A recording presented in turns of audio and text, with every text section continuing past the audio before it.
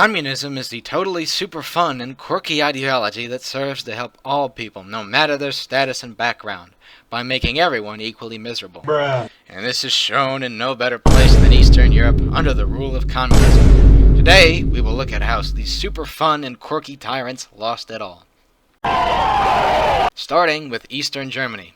East Germany was stuck in the unique position of being able to see how not miserable life in the West was, seeing all that rock music and long hair and pizza. I guess the youth really vibed with that. People saw this in the fact that Premier Gorbachev also had rock music and Pizza Hut and got super jealous. See, the reforms of the Soviet Union, Glasnost, and Perestroika led to the rest of the Warsaw Pact deciding that they wanted to do that too, with the slight problem that they wanted to keep communism at the same time. This pattern will be repeated. Understandably, the people of Eastern Germany were kind of agitated at being separated from other Germany and not actually having any freedom. Interestingly, other communist countries had state-mandated vacations. Hungary in particular let people go to West Germany. Many East Germans took that opportunity to vacation there and then literally just stay. That worked until all the commies kind of just gave up, tore that wall down, and they all ate Berliners together. Stars and Stripes beats Hammer and Sickle. Next up is Poland. By the early 80s, the economy of the Soviet Union was failing. Surprise. Which caused the fall of the Polish economy. This will continue. There's kind of a pattern here. If there's one thing to take from history, it is that when the economy fails, people get pissed.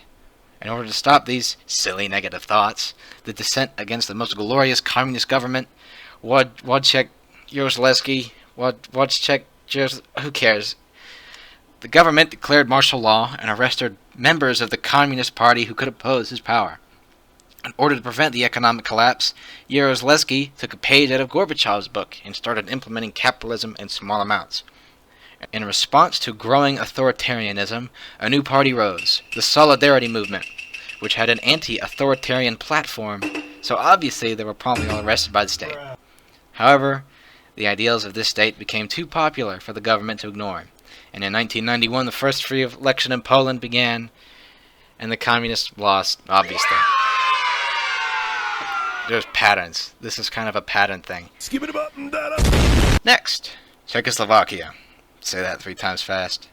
Is unique in that they were reforming before it was cool. They tried to break away peacefully the first time in 1968. The Soviet premier at the time, Nikita Khrushchev, a real looker, I know, decided that an open dialogue involving soldiers, tanks, and missiles was the best way to help Czechoslovakia. After this invasion, a new, even more communist government was installed that really didn't like freedom. That's why this super tyrannical dictatorship gave way to a bunch of student protesters. What? Huh. The Velvet Revolution was a protest on the anniversary of the Nazis storming the capital, no less. Weird. Kind of a parallel you can draw there. And it was a major protest against communism. You might notice that people are not a fan of this super fun and quirky ideology.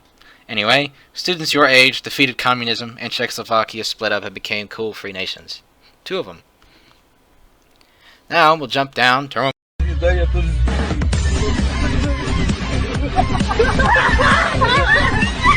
Romania. Romania is probably the most interesting aside from Russia itself because its story has the most violence, and violence is interesting. Romania was pretty happy to just chill, and by chill I mean constantly purge and kill enemies of the regime. Communism is bad, but violent communism makes people equally mad. So, this loser in charge of Romania, I'm not even going to attempt this one, Oh, come on, man. gave a speech that was pretty bad. I mean like stinky bad. Many people disagreed with him, and to show their opinions, they revolted violently. And this violent revolt was backed by the Romanian army. The leader left via helicopter, decided that more violence was obviously the answer, and sent the secret police to march in and try and kill them all. Now, it was definitely an answer, but it was the wrong one, and it failed. He was sentenced to death, and was killed on Christmas. You'll notice that Christmas has a weird connection to the fall of communism. And now, we have the big guy. Now we get to Russia.